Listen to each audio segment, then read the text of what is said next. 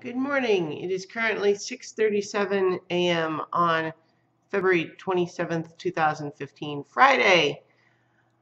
And I'm Christiane Ellis, and I just got up, and this is 5 more minutes. So I had already planned a topic for today's video, and I'm going to stick to it, but I want to briefly mention the topic that I considered switching to, which is the dress. There is a dress circulating virally on the internet right now where it is honestly a bizarre phenomena where people cannot tell whether the dress is white and gold or blue and black. And it is so bizarre that I honestly felt like reality was making fun of me. The only reason I'm not going to go further into it is just because I think plenty of other people already are, and I am honestly still vaguely befuddled by it, so I'm not going to deal with that, although certainly anyone who's interested, you can find lots of other people talking about it. So instead, I'm going to stick with my original plan, which is to talk about The Martian. I just finished yesterday the audiobook version of The Martian. I had discovered that I had accumulated a few Audible credits, and so I went and downloaded that one. And I had heard that it was good, and I expected to enjoy it, but I really did. The basic premise is that we're in the nearish future. I don't remember if the year is ever explicitly stated. I don't think so, but the idea is that we've had a couple of manned missions on Mars.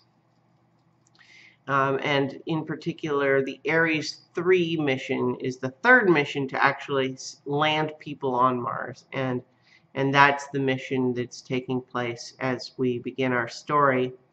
But what happens is there's a big dust storm that's much bigger than any of their kind of estimates had. You know, the wind is higher than anything that they had estimated, and it's so high that it puts their escape return vehicle at risk, and so they are forced to abort their mission and return home early. But in the process of evacuating their camp, their Mars base, the big radio dish has caught the wind and is blasted free of its mooring, and it just whoomp, takes out one of their guys. And so not only now are they abandoning their mission, but one of their guys has been killed, and so they abandon their you know, they leave. They're very sad. You know, they've got all of this data, and like, not only has he disappeared into the storm after being swamped by this radio dish, but also now the computer actually says there's no life signs from his suit. So he's dead. They're sure. They leave. But then it turns out that he was actually not dead. It's just that by sheer dumb luck, when the thing hit him, it broke the part of his suit that relays those life sign signals. And so he's actually not dead. Therefore, he is now left behind, abandoned, marooned on Mars, all by himself.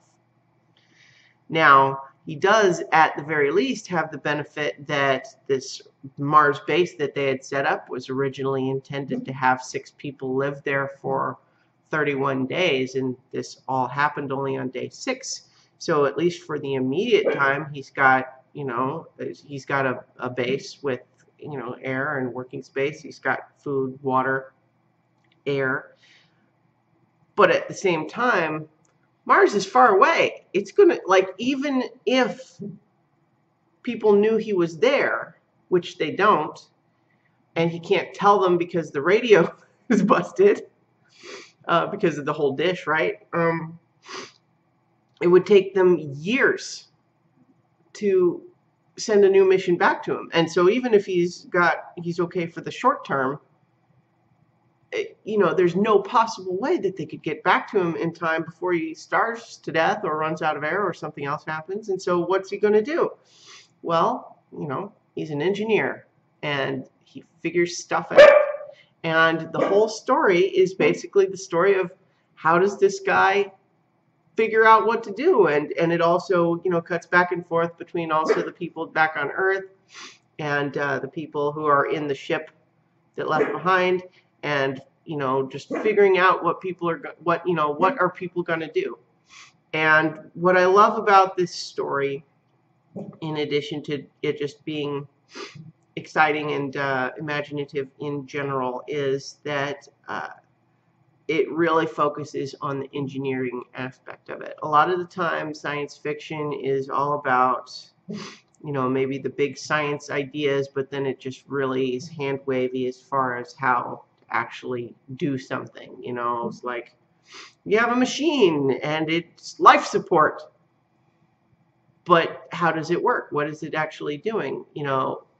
In this book, it gets into the sort of detail of saying, well, you have an atmospheric regulator that what it does is it takes the air in and it hypercools it to the point where it's liquid, and because the different gases are going to condense into liquid at different temperatures, you're able to separate out the different gases and then reheat it and set it into separate tanks. And so now you have a device that can say, oh, there's too much carbon dioxide in the air, so we're going to take that out and put more hydrogen back in, and blah, blah, blah, blah, blah, blah. And so it actually gets into that detail in a really sort of geeky engineering way, which I really appreciate, especially just because I think a lot of stories don't bother with that, surely because it's difficult. Another recent series of books that I thought did really well on that level was the Wool series by Hugh Howey. Recommend those also, by the way. I'm already, over 5 minutes, but basically this book is highly recommended from me. So I will also put this in with the caveat that if you feel like those sorts of technical details would not be interesting to you, that you would be bored stiff during any discussion of him having to figure out and do the math for how he's going to make his food last, or that sort of thing. If that sounds boring as hell to you, it's possible that this book would change your mind, but it would have to work at it, because there's a lot of that. And then one thing that I will also say is I think the book was lacking in some of the visual detail that I would have liked. This is taking place on Mars. Why not tell us what stuff looks like? There's a lot, and to some extent, most of the stuff with the main character is in like logbook format, so it wouldn't necessarily, just the voice chosen for it wouldn't necessarily include anything that character doesn't see fit to describe.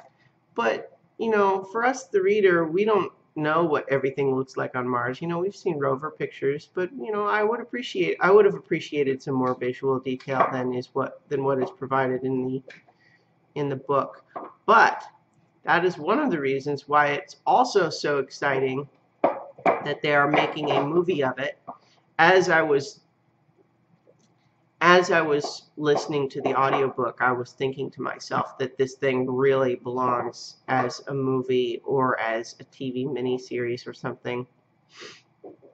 Obviously, the movie is going to have to... Lynn is fiddling with something under the desk. Obviously, the movie is not going to be quite as geeky with the technical details, I'm sure, just because, if nothing else, they don't have time. But I would hope that they they at least sort of address how much the main character is having to do. But this is going to be a significant, prominent release here. It's got Matt Damon as the star, Ridley Scott's directing it, Drew Goddard is writing it.